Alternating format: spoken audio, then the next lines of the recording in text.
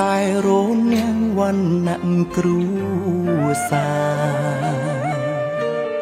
មកបំបែកស្នេហាយើងឲ្យប្រត់គ្នា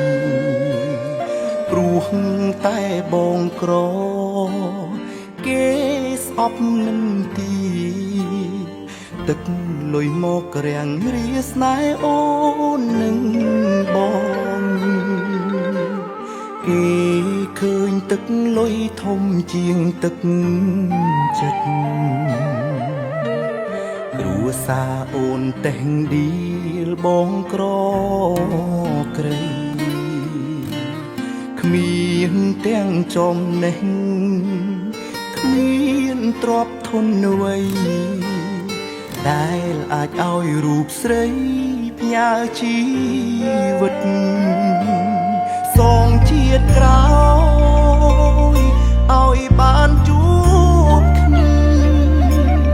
សូមកើតជាអ្នកមានដូចអូនកុំឲ្យព្រាត់កុំឲ្យឃ្លា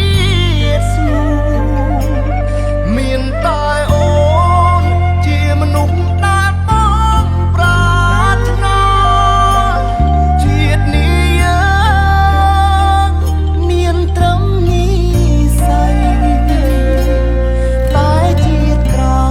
យសូមឲ្យមានវាសនាបានរួមរស់កុំឲ្យប្រែ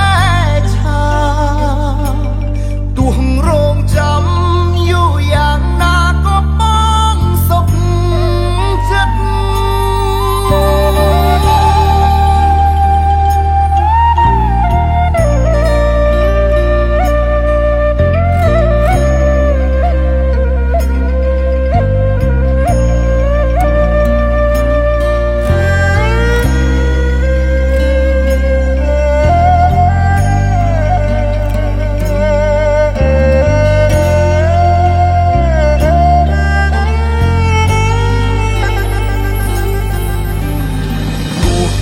ពេលនេះបងឃ្លាតឆ្ងាយនួ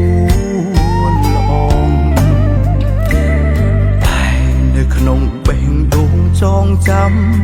ជីនឹកកុំយំណាស្ងួនបងគ្មានថ្ងៃបំភ្លេចបើមានជាតិក្រោយពិតចាំយើងជួបគ្នាសងជាតិក្រោយឲ្យបានជួបគ្នាសូមកើតជាអ្នកមានដូចអូន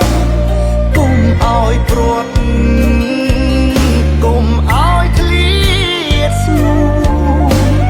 មានតែអូនជាមនុស្សដែលបងប្រាថ្នាជាតិនេះយើងមានត្រឹមនិស្ស័យតែជាតិក្រោយសូមឲ្យមានវាសនាបានរួមរស់កុំឲ្យប្រែឆា